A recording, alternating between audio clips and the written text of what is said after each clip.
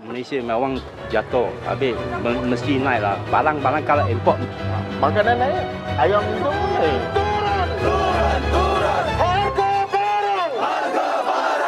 Kejatuhan mata wang ringgit, kita pun jadi nak risau sebenarnya. As far as you can see, sir, what are the biggest headwinds ahead? The biggest headwind is the inflation.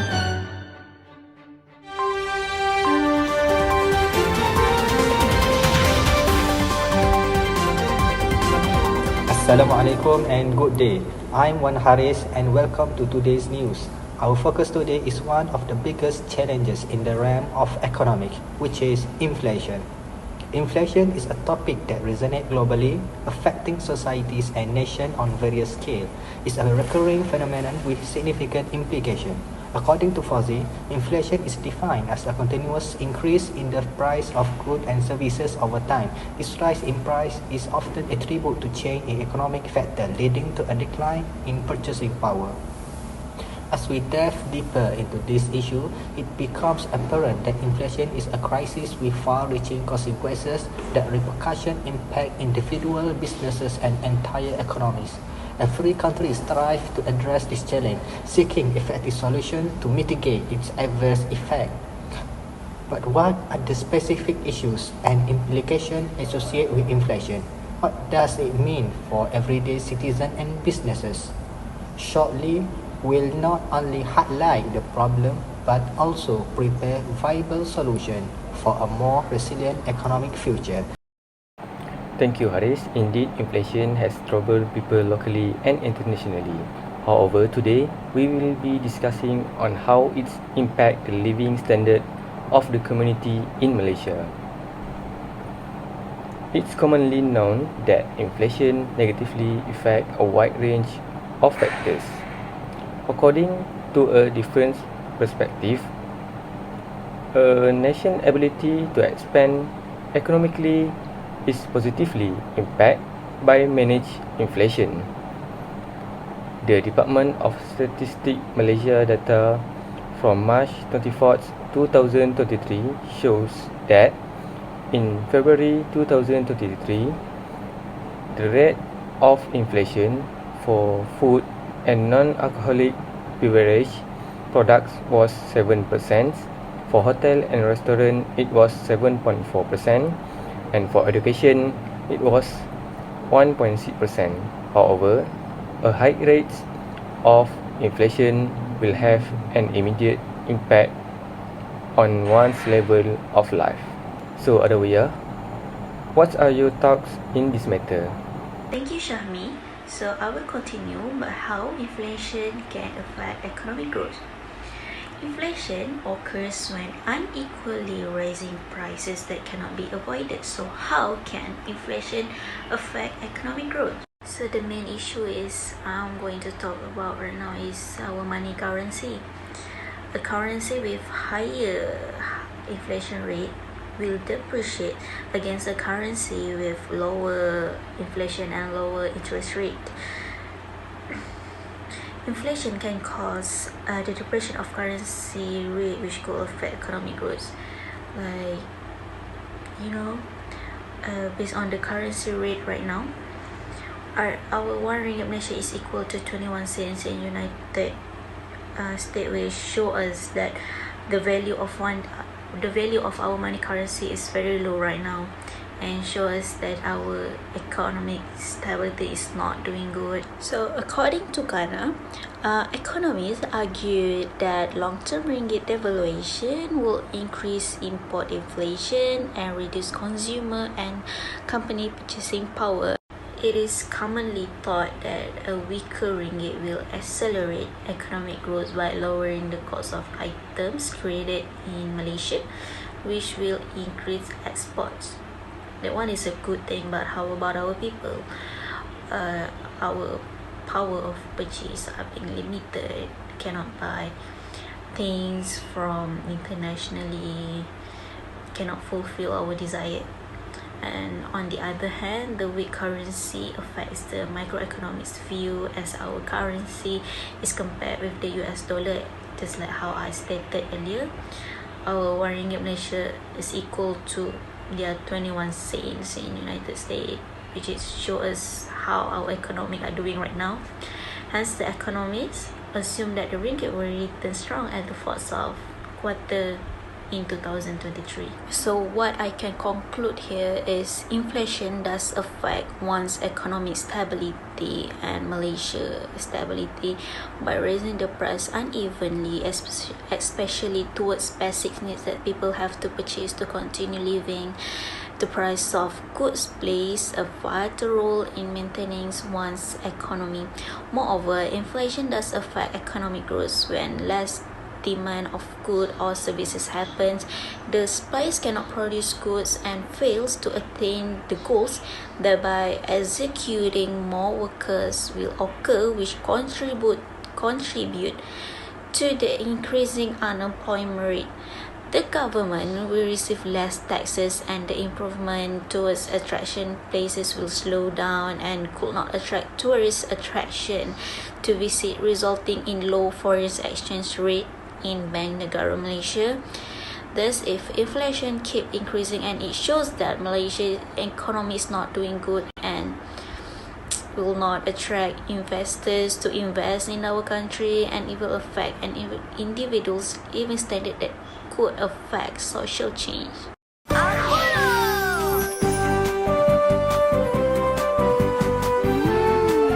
Apollo, bila-bila masa, di mana jua?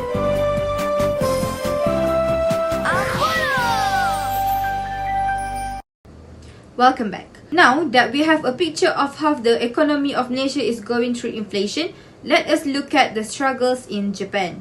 Aging population. Japan's economy has faced various inflation challenges due to an aging population and globalization. The aging population has led to a decline in the working age population, increased public spending on social security and healthcare, and a strain on healthcare and social security systems. Japan's long-term care insurance system is struggling to provide care for the growing numbers of elderly citizens, causing waiting times to increase and premiums to rise.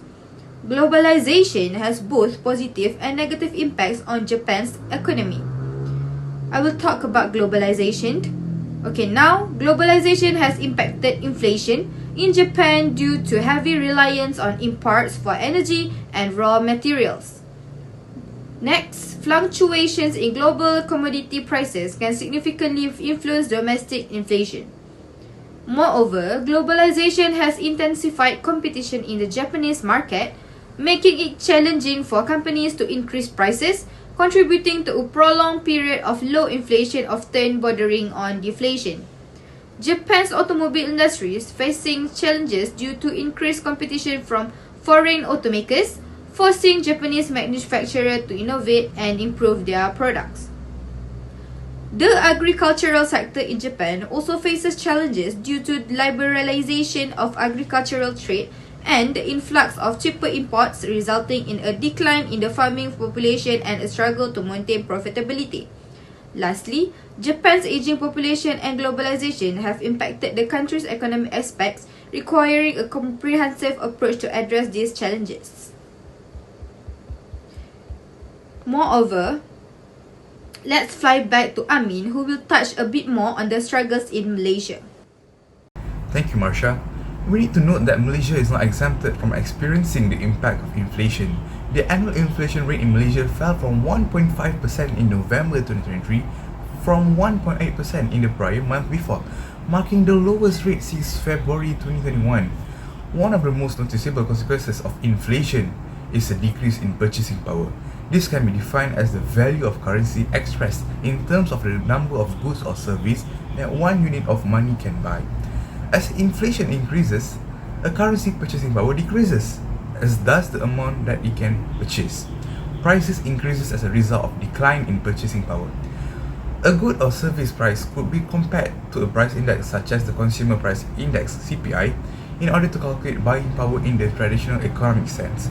A simple analogy: the same salary that our parents made 10 years ago, today you have need a much greater salary to maintain the same quality of living. The implications of inflation in Malaysia are complex for individual, business, and the nation's economy as a whole. more and more people are worried about the affordability of products and services as the inflation rate slowly declined to 1.5% in November 2023. The pressure that decreasing purchasing power puts on households is one of its immediate effects.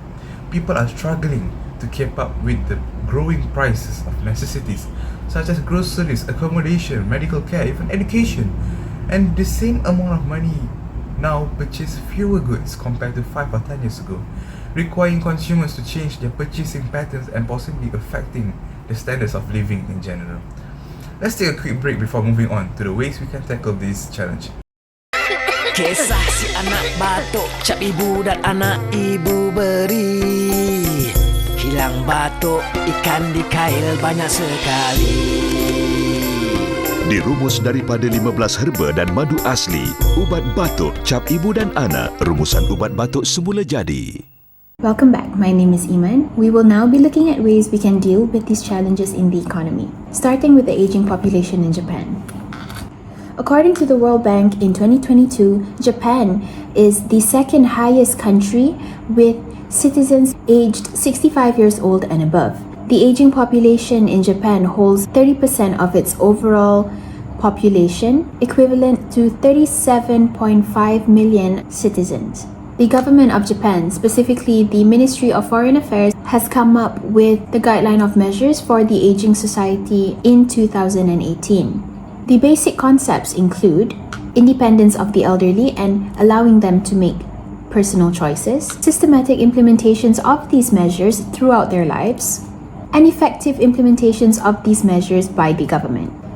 The measures relating to income include ensuring the elderly are able to secure jobs and work up to retirement until the age of 65. A survey by the Japanese government has concluded that 30% of Japanese organizations have agreed to keep elderly staff up till the age of 70. The aging society will also be given the opportunity to develop their professional careers in a diverse environment and exclusive environment, while also promoting measures to help these people cope with their careers and families at home. The Japanese government also ensures stable operations of the public pension system, which starts collecting for basic pensions from the age of 20 to 59 years old. And citizens aged 65 and above are able to withdraw these pensions, and some citizens may also opt for early withdrawal at the age of 60 through application. Lastly, support is provided to secure income through self-help, such as promoting healthy spending habits and asset accumulation. For example, the government formulated a double asset income plan in 2022, which encourages long-term asset accumulation through investment among the individuals. Husna, do you have any suggestions on how we can deal with the low profit income issue in Malaysia? Yes, Iman. I have a suggestion regarding the profit margin in Malaysia, which is public-private collaboration, also known as public-private partnership, PPP. Generally speaking, Malaysia has been facing challenges in terms of low profit margin because of inflation. Therefore, PPP can act as an initiative for the development potential of the business ownership. First of all, PPP has the ability to facilitate the research and development R&D by collaborating of both sectors. The companies can commercialize the products and services more innovatively, such as healthcare, IT services, and automobiles. Therefore, the private sector would bear the high demand of production from the consumers because of the quality of the products. Thus, the business ownership could obtain higher profits to influence the economic growth. Apart from that, the government, also known as public sector, provides some financial instrument to the private sector to promote fiscal policy. So, what does it mean by fiscal policy? Fiscal policy is actually refers to the policy of government expenditure to the private sector to influence economic growth. According to the study, the private sector will improve technology. Thus, this will minimize the cost, since that is how it will turn profit. This is the best result PPP can offer. Due to this, the private sector could provide better services and products to get higher profit margins. This may lead to higher chances of job opportunities to increase Malaysian standard of living. In conclusion, PPP plays a vital role to increase the profits of business ownership in order to stabilize the economy during inflation. Therefore, PPP would be one of the methods to deal with social change in terms of economic issue. Passing the floor to Eliana for her suggestion of how to overcome globalization and the weak currency in Malaysia. Thank you, Husna. Moving on to my suggestion on how to overcome globalization in Japan and the weak currency problem in Malaysia through international cooperation. Starting with ways to overcome globalization in Japan.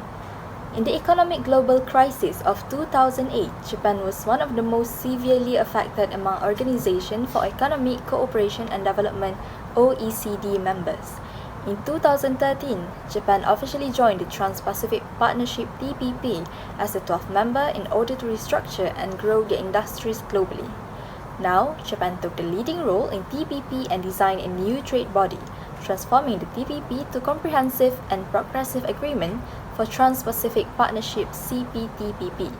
Japan also introduced the origin rules in CPTPP, where Japan and any other members in the partnership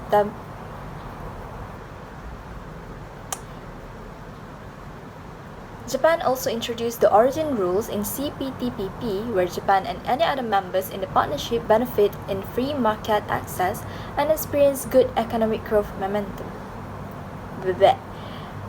Japan also introduced the origin rules in CPTPP, where Japan and any other members in the partnership benefit in the free market access and experience good economic growth momentum. Despite the increasing competitors in globalization, Japan took this as a challenge to improve their products exportation and as part of its growth strategy.